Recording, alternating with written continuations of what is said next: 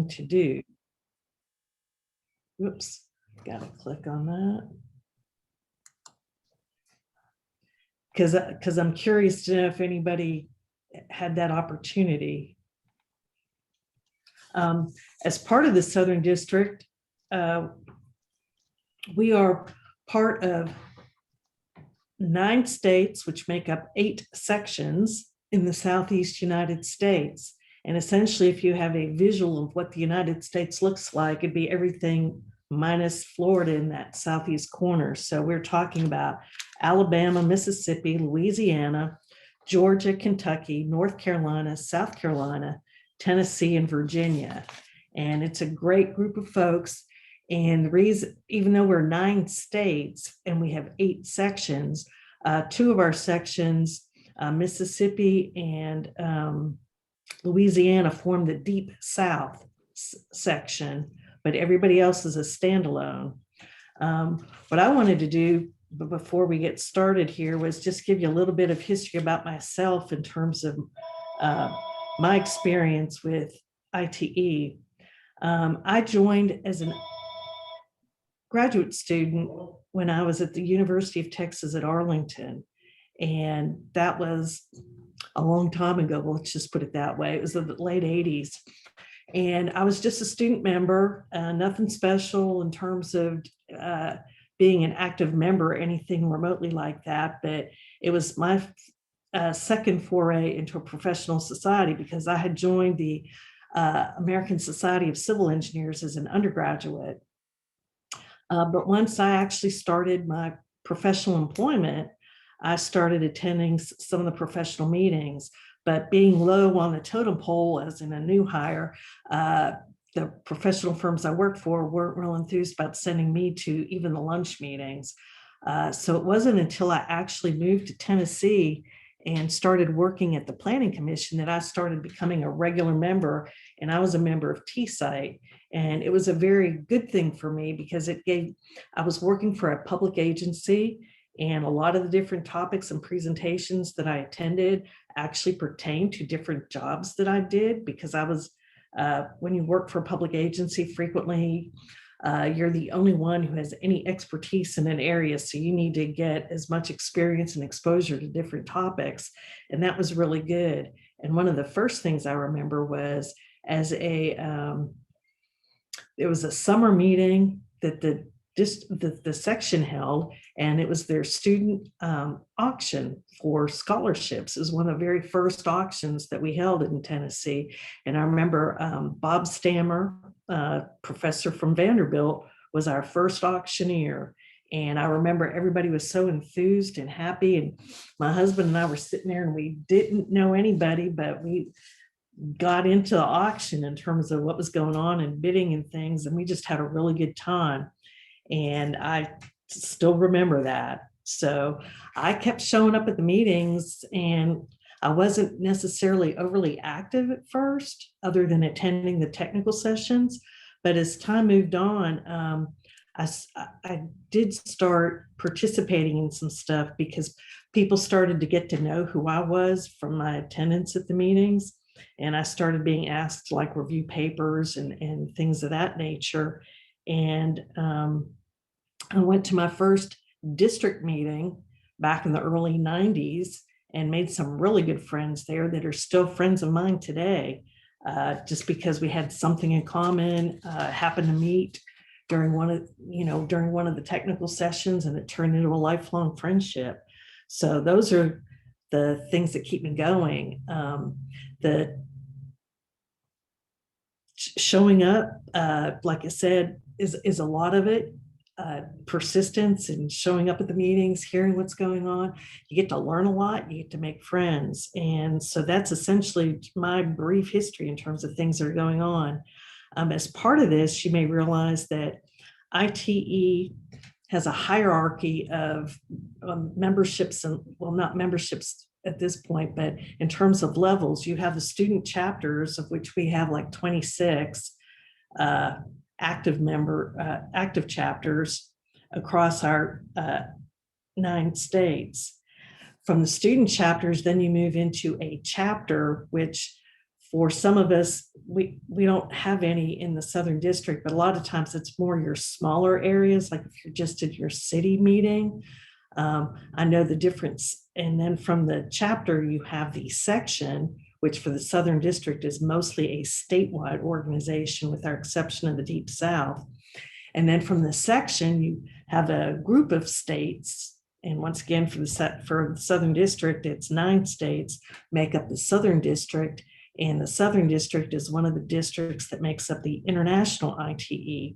So you have all these different levels in terms of opportunities, in terms of educational opportunities and leadership opportunities and chances to just experience different things.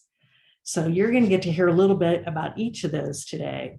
When we originally envisioned this transition webinar back in the late 2019, Becky Rogers, past president, had envisioned us actually going around to the different student chapters to have a one-on-one conversation in terms of things that go on. But then in 2020, as you all are very much aware, the pandemic hit.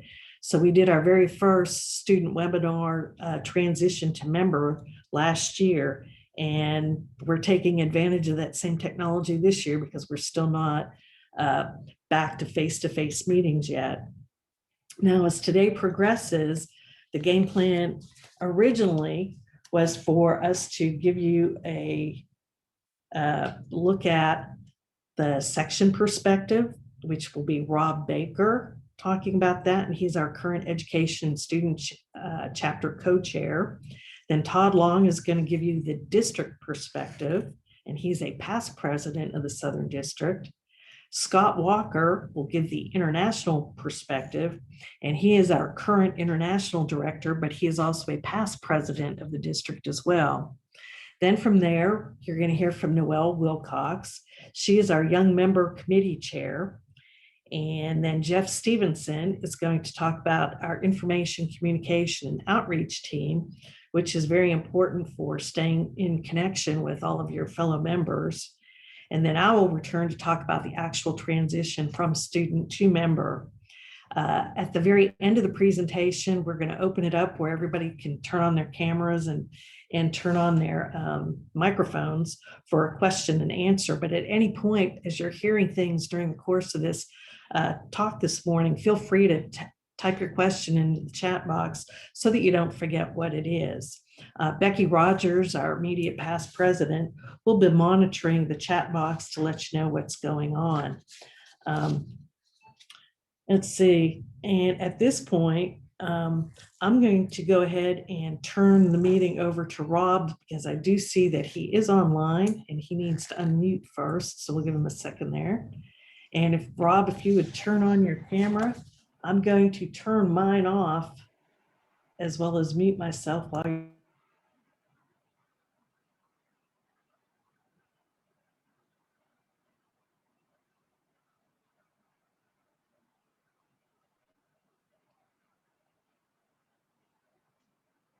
Hey, Cindy, you muted yourself. Thank you. Well, I'll go ahead and take over. Hey, my name is Robert Baker. Good morning. Welcome all the student chapters who took the time out today to join. I look forward to hearing you guys' feedback on the meeting today. So I wanted to give you guys a little bit of background on my experience from the sections perspective. I from Savannah, Georgia, born and raised. Went to school at Georgia Southern University, and that's sort of where my journey with the Georgia section ITE first started. Actually, I didn't have the pleasure of being a member of a student chapter at Georgia Southern because I don't think there was one at the time. This was around 2004. But there was the summer before my senior year, a friend of mine came and woke me up one morning to let me know that there would be some expose career fair on campus. And that was my morning where I didn't have classes, so I was one to sleep in. But I He did convince me to get up, get dressed, and go see what it was all about. So I actually went to the expose, and they had some people who were, offering internships for engineering, specifically civil engineering. And I came across a table where Georgia Department of Transportation had some of the HR people and some of the engineers talking about career opportunities. So I took some cards, talked to them about, some of the opportunities, and I actually had some resumes with me, so I passed out my resume. I think about a week later, I got a call, said they were interested in hiring me, mainly because I did have a few other internships some past summers under my belt, and that sort of put me at the front of the line. They told me that they had an opportunity here at the Traffic Management Center here in Atlanta, working with ITS design and construction. I never heard of ITS design and construction. I didn't even know that was within the realm of engineering and transportation engineering. So, but I kept open mind, and I said, hey, I'll do it. The pay is good. Give me a chance to move to Atlanta for the summer. So I went along. I stayed with my dad for the summer. He lived up here, and it actually was a worthwhile experience. He exposed me to a new realm of engineering. I learned a lot, and that's when I first met. I first met my first mentor, and she was a member of Georgia ITE, and she took me to one meeting. It was free food. I met a lot of new people, and I enjoyed it, but it was actually towards the end of my internship. So long story short, I finished my senior year, and actually got a job offer from GDOT.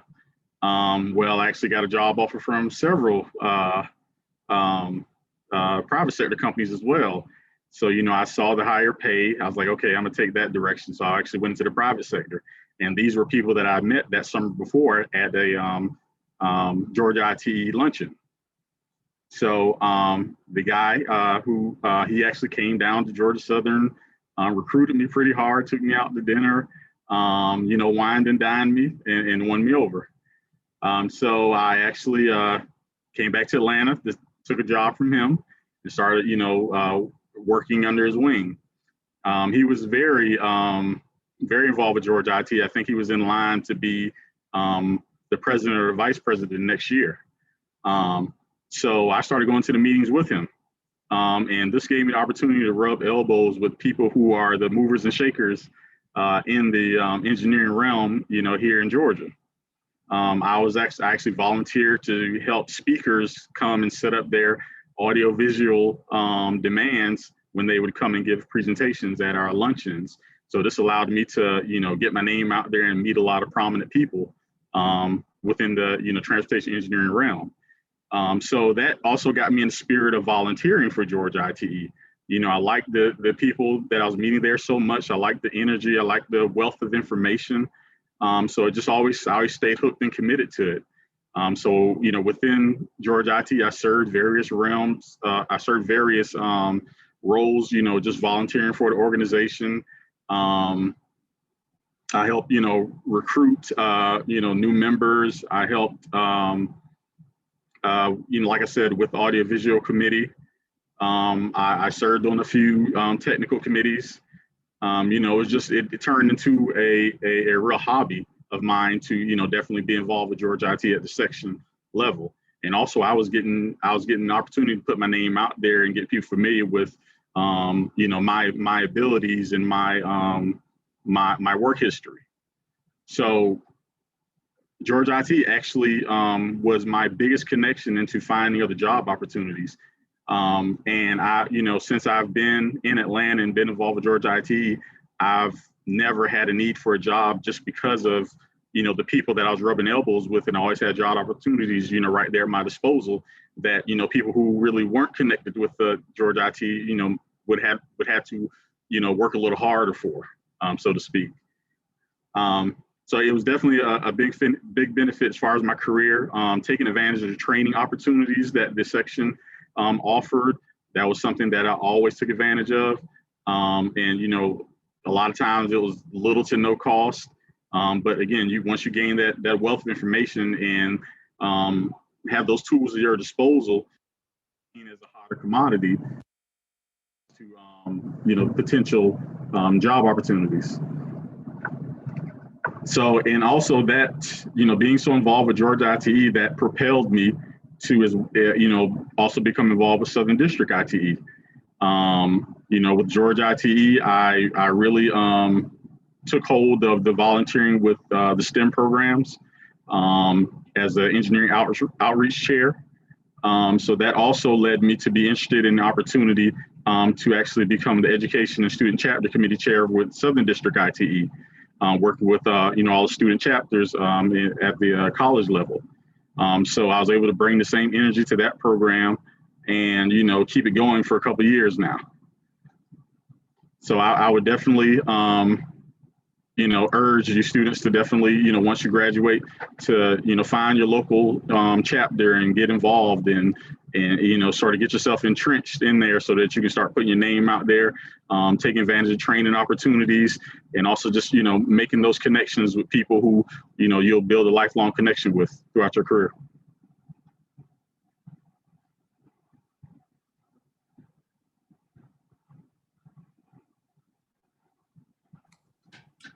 And I take it that's a wrap for Robert. So next up is going to be Todd Long. And he's going to speak to you about the district perspective. Welcome, Todd. Hey, how's it going? So I came on late, I apologize. So I don't know who all's on here that are students. Who are the students, Cindy, just quickly, so I know? On the list, about 4 of them. Is that right? All right, you're on mute. All right, well, I'll give a district perspective. Those are on here. So my name's Todd Long, and I've been a member. Hold on just a second. Hold on a second. I'm getting somebody calling me. I'm gonna tell them I can't. Hey, come back to me, please. I'll be 5 minutes. Come back to me. So I apologize for that. I got 2 things going at one time, and that's what you'll do in this world when you get out there. Is a lot of things going on, and being a member of ITE and the Southern District ITE is going to be something that you probably will take a lot of extra time, but it will be very worthwhile to you. For me, the district was really not a real place. I didn't even know what district ITE was until later in my career, other than when I was a student. I did a paper one time and did a little presentation. I think the district meeting was in maybe South Carolina. I did a little paper presentation, but I didn't get involved in the district probably until 10 years into my career, because my whole focus was on the Georgia section in Georgia. I was coming up through the ranks of Georgia DOT, and believe it or not, at that time, Georgia DOT did not really support ITE that much. There's a few of us that were members, and few of us that were very active, but outside of that, we probably had just a handful of people. And now there's a lot more people in ITE, that Georgia DOT, that are involved in ITE, because we made a real big point of it later. But the Georgia section meant a lot to me, and then I realized later I could learn a lot more going to the district meetings and being involved in the district setting, simply because you got exposed to other states. And I look on this phone call even now, we got Becky and Jeff Stevenson and some of these other folks that I deal with on a regular basis outside, and Krista, in other states that are doing things that I could learn from. And being a student member, I didn't see that because we didn't teach it. But I think now through this whole effort of the student summit that's in February every year, you're just you get the same benefit by seeing the other student sections around the district, and then transitioning from that to full membership becomes a lot. You got your folks that you deal with on a regular basis, then you got your folks in the Southern District that their life is very similar to yours, but you can learn so much from them and see what they're doing, and from a work standpoint and a perspective of an ITE perspective, how you organize your ITEs. And for the most part, we're all organized similar, all the different states are, but there is similarities and there are a lot of differences as well.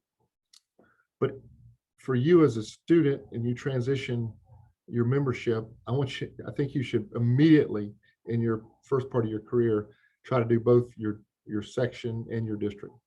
And ultimately, I got more involved, and I became the secretary, treasurer, and moved up through the ranks, and just finished my presidency. I guess it was in 2019, I guess, technically. The forgotten year, poor Becky got the year of the COVID, but and then being a officer and then being a committee chairman, you even learn even more. And I'm zero regrets. So I've gone through the process of being a section officer, which you go 4-year period, now the district through 4-year period. And I can say that I have zero regrets with all the extra time that took. I've got friends, I've got knowledge. And like Robert said, you're shaped by the people around you. I think he talked about getting shaped early in his career and want to be a transportation engineer. I think the same thing, ITE can shape you into the person you're going to become when you're my age. And, I'm ancient to some of you guys, but, 30 years into your career, I would say that the factors that shaped who I am and how I think, how I approach projects, how I approach people, I say ITE has a lot to do with that. And I give credit to a lot of good friendships and a lot of good insight and structure that IT provides in seminars and conferences and things along those lines. So those are my comments. Cindy, if there's anything else you want, let me know. I appreciate that, Todd. And next is supposed to be Scott Walker, which is an interesting twist. He is our international director, and he was going to talk about the international perspective. Whoops, but ironically today, he's having problems with his passport. He's supposed to travel to Mexico, and his last time he updated his passport, he thought he had updated it for 6 months, but it turned out it was only for 7 days. So he's hoping to join us late. So while we're waiting for him to join us still, we're going to keep the program moving. And I'm going to ask Noelle to speak to us now about the Young Member Committee. Yeah, thanks, Cindy. And hi, everyone. For those of you who don't know me, I'm Noelle Wilcox, and I've been involved with IT for about 6 years now, ever since I first got started with Traffic Bowl at Virginia Tech. So you've heard a couple of testimonials so far, so I won't go into too much detail on my background, but I definitely do want to mention the impact that IT has had on my career. And, if you are in the border and staying involved or not, I highly encourage you to stay involved. And the fact that you all are on this webinar, I'm assuming you do want to stay involved, but I really just do want to reiterate that. I was still deciding between transportation engineering and structural engineering when I first got involved in IT. And the first year I was able to attend a Southern District meeting, I just met so many great people and made so many good connections. And a lot of those people are still, really close colleagues of mine today. And the ones who aren't close colleagues are ones that I really genuinely look forward to seeing year after year. Unfortunately, it's been a couple of years now since I've seen a lot of them in person. But those relationships that I formed, they were really the tipping point to catapult me into transportation engineering. So a lot of people say, why are you in transportation engineering or whatever realm you're in? And that answer for me is really IT. IT is really what brought me to my profession. I've had so many amazing opportunities along the way due to IT, and it led me to, like I said, my first internship and even my current position where I am right now. So I really do encourage you, please stay involved in IT. You'll be super thankful that you did in, 5, 10, 15 years. And now while you already have some momentum as a student, involvement is really the time to just continue that involvement instead of trying to hop back into it later in a few years. So hopefully you're convinced to stay involved, but how do you do that? So I know it's sometimes hard if you are just trying to start your involvement organization. And if you don't know a lot of people at the conferences, if you're just don't have that network within the organization yet, it can be a little tough.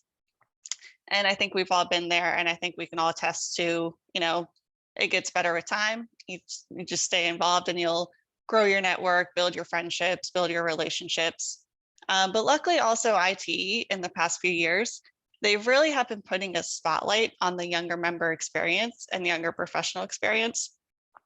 And in fact, the student to young professional transition is actually international IT's, one of their main initiatives this year is really looking at that transition, looking at how we can, aid that transition, how we can help young professionals become more involved. So we're really investing in our students and also our young professionals. So expect to see, even more younger member events and resources coming out in the near future as a result of that. So at most of the conferences, we do try to have some young member specific events. So in the past, that's looked like young member networking events, designated young member tables at meal times. And we also have a few exciting plans for the next Southern District meeting. We're hoping, fingers crossed, in person. So we're hoping you can join us for that. But in the meantime, while we are still in this virtual world, we do still want to connect with you all. And we want you all to feel connected to membership and to other fellow young members. So with that said, we're hosting a happy hour in the next few weeks to essentially celebrate our graduates and celebrate our new young professionals coming into our organization.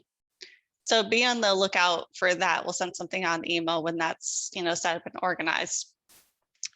But also then beyond the organized events, IT provides a lot of resources for young members that I really encourage you to check out.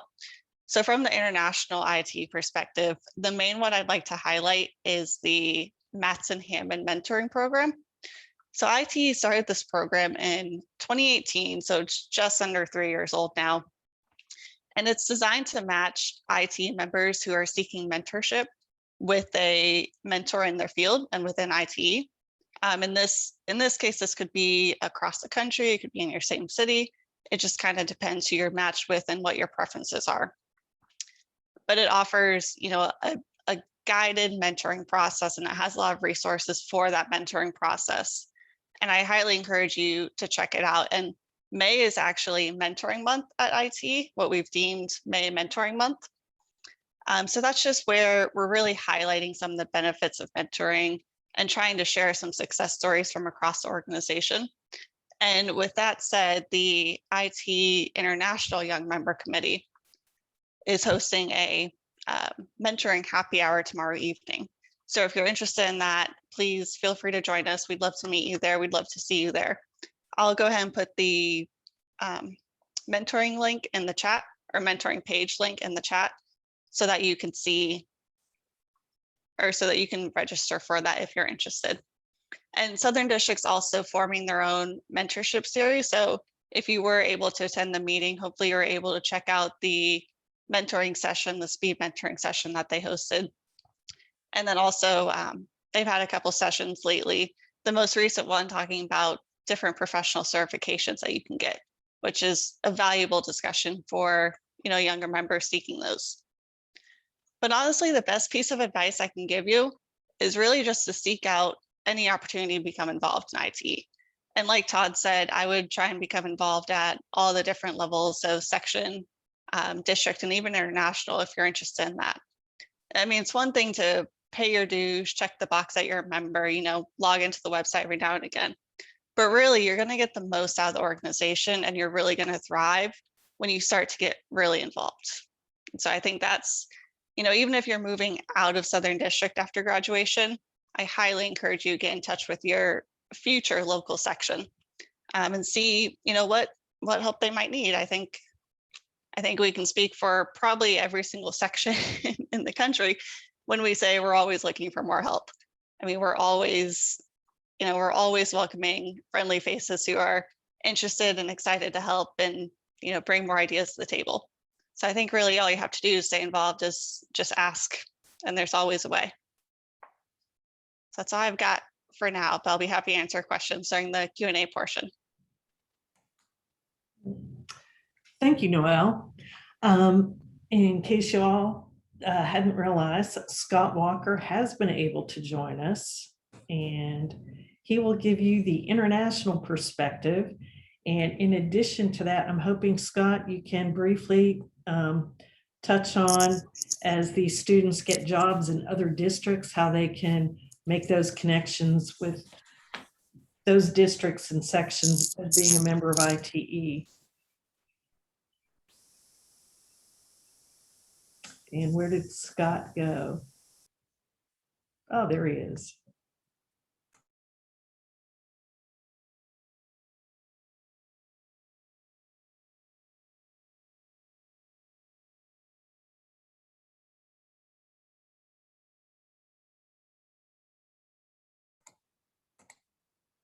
Scott? I'm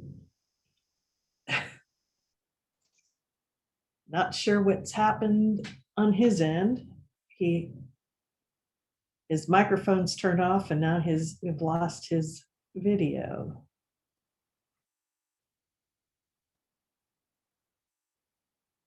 While he's trying to get back online, I'm thinking we're going to move it on to Jeff Stevenson, who is our chair of the Information Communication and Outreach. Jeff, would you like to unmute and start? And I'm going to, oops.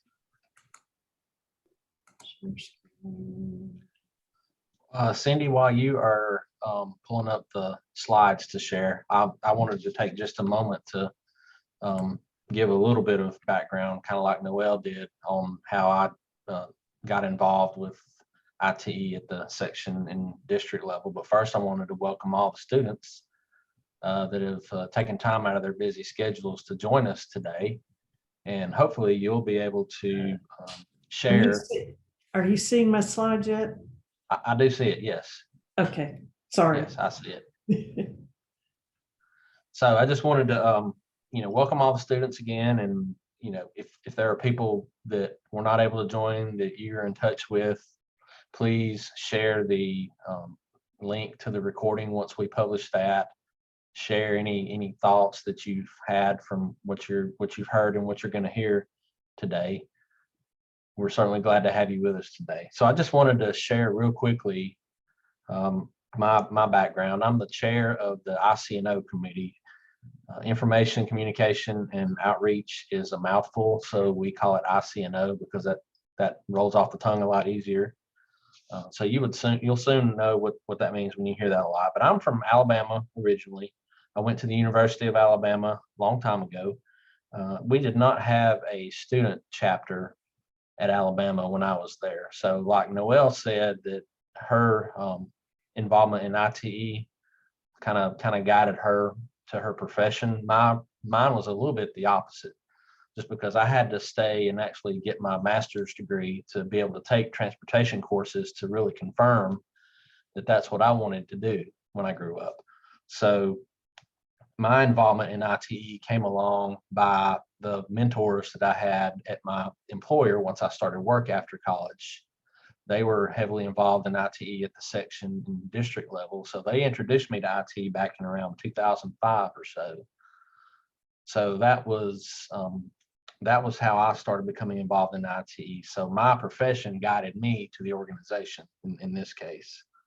A lot of times transitioning from section involvement to district involvement is going to be pretty attributable to when your host section, or when your section hosts a district annual meeting. That's when I became pretty heavily or more involved at the district level, is when the sections who are responsible for the arrangements for the annual meeting, when they're hosting it for the most part, start recruiting people from within the section to help with all of the different aspects of the meeting that have to get put together. And it's a good bit of work, but it's a lot of fun to get to coordinate with everybody and see what it takes to put everything together. So that was where my involvement at the district level really kind of took it to another gear for me. And then from there, Alabama hosted the district meeting in 2009, I believe it was. So in 2008, 2009, when a lot of that work was happening, that's really when my involvement at the district level kind of ramped up.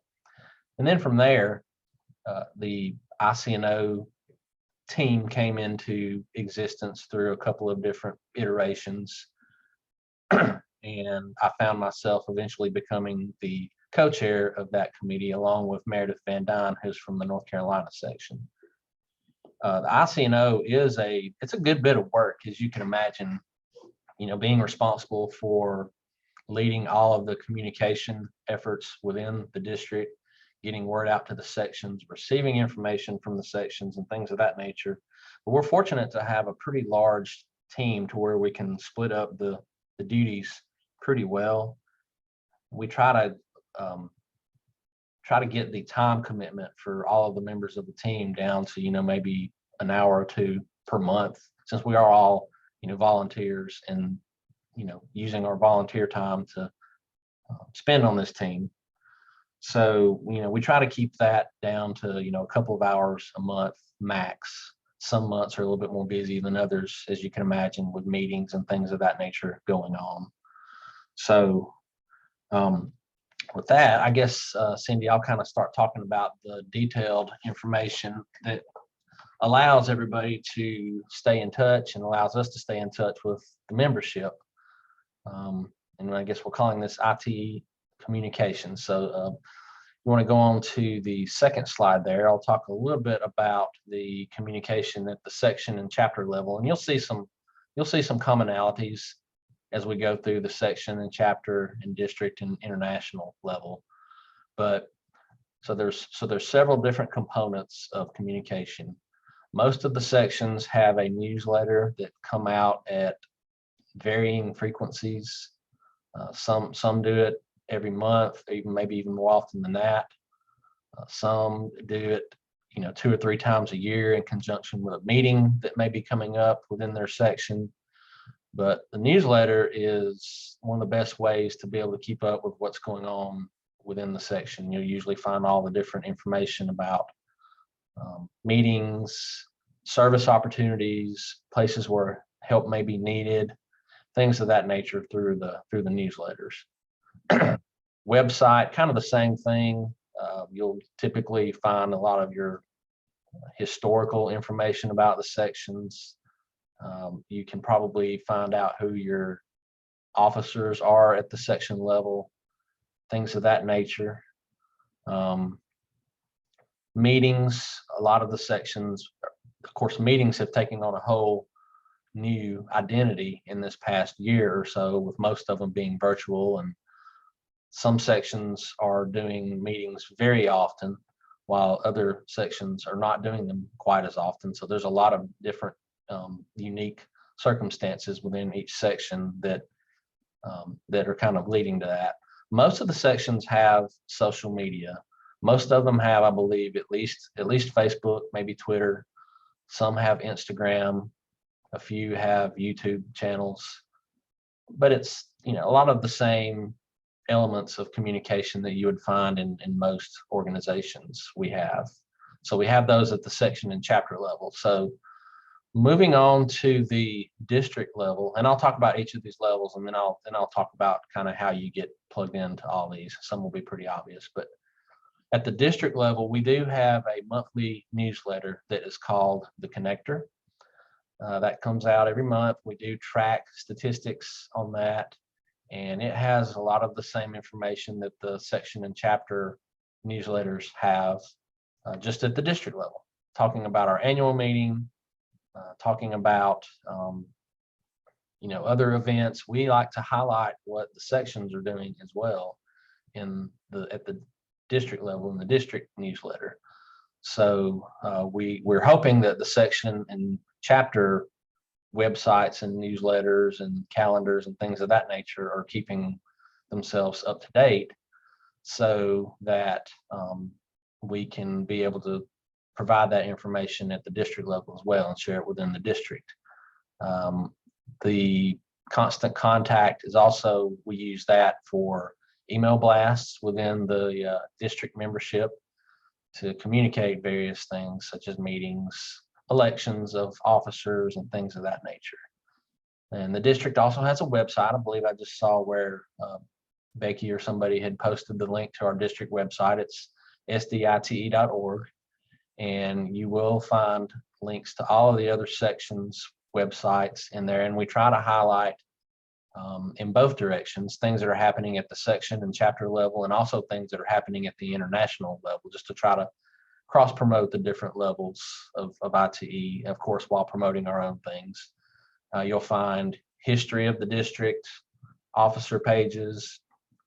One of the probably main things that I would want to point out on the district page is finding our areas where there are opportunities to serve. If you have an area that you know you want to get involved in and serve in, Southern District has a really robust, I guess, program called Member Services that really does a lot of the heavy lifting and legwork in terms of, making the district run and operate on a day-to-day basis, really. So all of that information, who you can contact, you can find on the district website.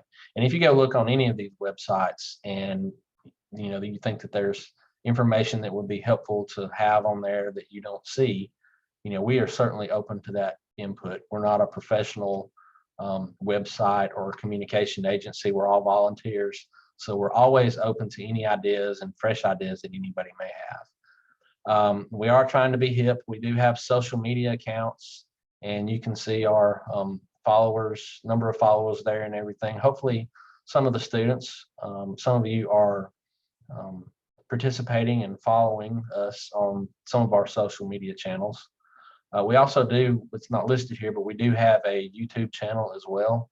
If you go into YouTube and just do a search of Southern District ITE, that should bring you to our channel. This video will be posted on that channel soon. And then one of the best things about the district is the annual meeting. Again, that's taken on a different look this past year with it being virtual. It was still a pretty good meeting, but it's really nothing like the in-person meetings. If you've got an opportunity to attend an in-person meeting anytime soon, I would encourage you to do that. Especially, whenever, the first one that we can have in person ought to be really good, because everybody really misses seeing each other and the networking and everything that we can do in person. So, all right, well, let's move on to the international level here and talk about what all types of communication is available from the international level. I won't spend too much time talking about the ones that are repeats from the others, because they're basically the same type of information, just at the international level. One thing I will mention about the website is that is where you can go to actually join and renew your membership to ITE. Through that, if you maintain your membership from student on into when you transition out of school into the professional arena, that would be how you continue to maintain and renew your membership and keep your information up to date. I'll come back to that point. There's also the e-community, which has forums and discussions about various topics. I've found that to be very useful over the years. Whenever you, believe it or not, when you get out of school, you continue learning when you get into the professional world as you work on different types of projects and things of that nature. And you're going to want to get advice from your peers and really from other areas of the country as well. So e-community is a great place to go in and pop a quick technical question in, and it's fun to see what different types of answers and outlooks that you can get from that. So that's a really good collaboration tool, both from a technical standpoint and from within ITE discussions as well. Also have the ITE Journal and the ITE Spotlight, which are magazine and newsletter type publications that are provided to the membership. Lots of interesting articles and recognitions in both of those. Social media, you've got the same players in social media at the international level as well. And then they have the podcasts. You can go onto the website and go to that section of the website to see what all different types of podcasts are available at a variety of different types of topics, technical in nature. And then, from a management and leadership standpoint, there's a lot of good content there as well. Mentorship. Noel mentioned that May was mentoring month as well. So a lot of information that was just covered there from ICNO, but there's a lot involved with relaying that information to the sections, the chapters, the districts, and international ITE level. As far as how to stay connected, what I would say to you is to, just as you're transitioning from student into the professional world, hopefully you do want to maintain your membership with ITE. If you do, then, one critical piece of that is to, get involved and get connected in social media. Make sure that your current information, I know a lot of times when you're early in your career, you're trying to kind of fill out exactly what you want to do, and you may transition from one job to another, or you may relocate or be relocated as you grow in your career. So just being able to connect with those that are responsible for communication at each level, the section and the district, and provide your updated information enables us to know how to get in touch with you to get this information to you. And that's a big piece of the puzzle in keeping you connected. So if your information changes, be sure to try to reach out and make sure that your local contacts at ITE are aware of that. And you can go into the International ITE website and update your information there as well with your login information. You can update it there as well. So I know that was a lot of information. Feel free to reach out to me directly if you'd like. I can put my email address in the chat box, but we'll be happy to entertain any questions that anybody may have. And I think that's all I had, Cindy. Thank you. Okay, thank you, Jeff. I don't see Scott on the line at the moment, so I'm going to continue with the presentation in regards to your graduation, and now you're wanting to transfer from your student membership to full membership, hopefully. First of all, you've taken the first step in terms of your professional career, and that you've gotten your degree, and now hopefully you have jobs that you're getting ready to move into. So what do you need to do to become a member of ITE? So the big thing to remember is any person who is actively practicing transportation, in any way, shape, or form in regards to transportation, since it's such a huge field, is permitted to join ITE. They like that you're a graduate from a school of recognized standing. And if you're not a graduate from such a school, which doesn't appear to be the case based on who's enrolled in today's webinar, you have at least 5 years of experience in transportation engineering or a transportation related field. We have two different types of categories, and I know as both an undergraduate and graduate student, I wasn't really as aware that you have different sectors who work. And the two that we have are public members and private members. And first of all, before I even go into that, do not panic when you see those dollar amounts on this screen. The public members are what you would expect in terms of public agencies. Those are people who work for like your state DOTs, your county governments, the transportation planning organizations, your educational institutions, nonprofits, and other government employees. I mean, it could be somebody who works like for Federal Aviation Agency. Your private members are typically your consultants. They are for-profit companies in terms of what's going on. Basically, anybody who isn't tied in any way, shape, or form to a government position. And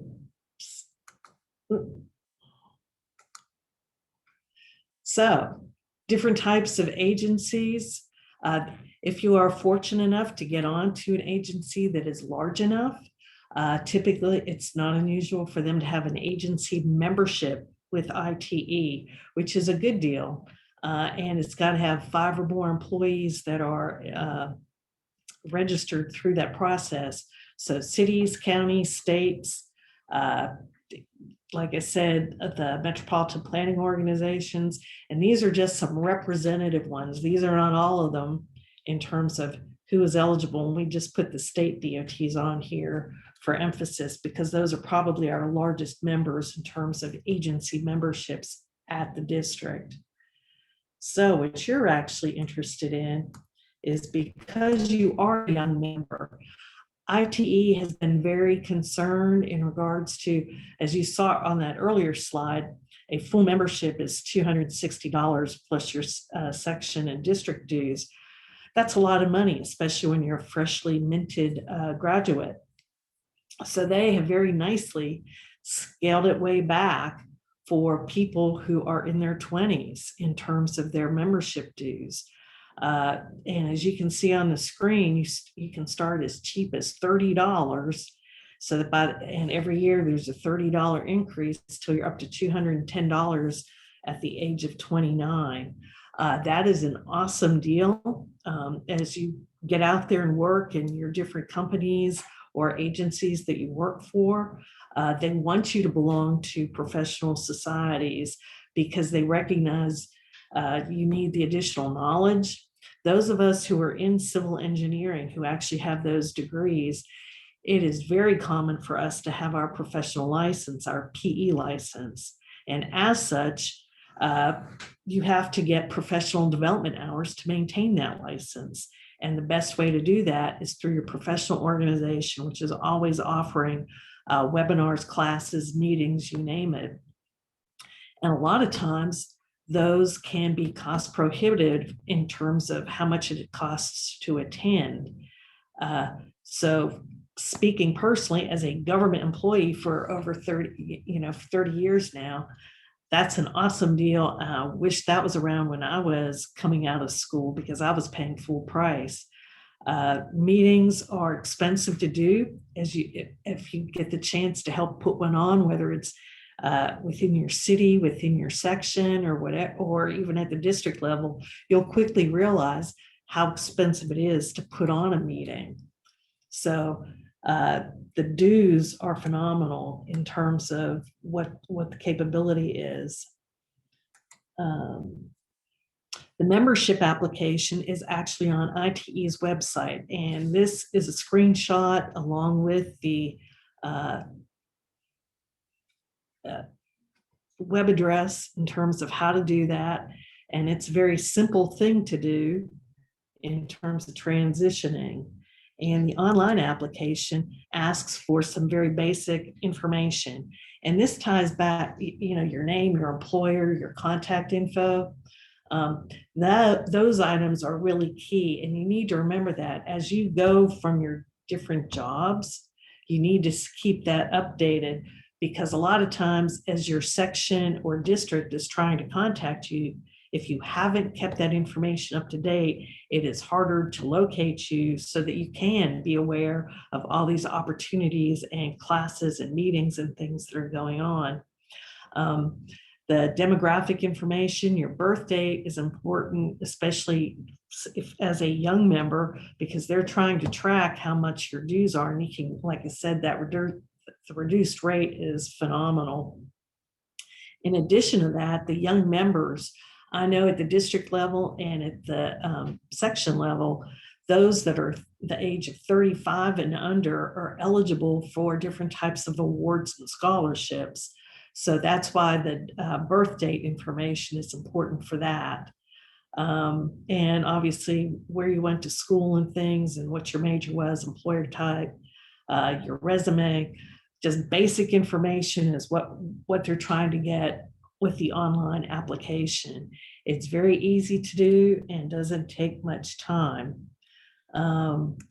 Before I open this up to questions, I want to find out if Scott is online yet. Like I said, he was having issues and was having to deal with getting his travel issues straightened out. Let's see, I'm going to stop sharing and checking to see. I don't see Scott online. So at this point, does anybody have any questions you'd like to ask? And Becky, was there anything in the chat that I missed while I had the program up? No, I think we're caught up on what has come up in the chat. I will say that I have heard from Scott. He did successfully cross the border, so his passport must be fine, but he has not been able to get back on. So he's going to record a video of his comments later today, and we'll email them out to everybody who participated in this meeting. And then his video will be merged with the actual recording of the presentation before it's posted on the YouTube channel. Excellent. Thank you for that update. So at this point, does anybody have any questions? We're just 2 minutes over the allotted time, but I want you to know that at any point, feel free to reach out and contact us. We have a calendar on the Southern District website, and we ask that the sections and everything, and those of us who are members of district committees to post our meetings and things on that calendar so that everybody is aware of what kinds of things we're working on and when we're doing those things. But feel free at any point in time to reach out to us if you have any questions or comments about what we're doing or things that you can't easily find, whether it be on the website or you're just trying to make a contact with somebody. Whether it's, ITE related or job related in terms of what you're working on. So on that note, if no one has anything else to add, I think we are done for the day. So thank you all for attending, and congratulations on graduating and moving on to the next step in your career.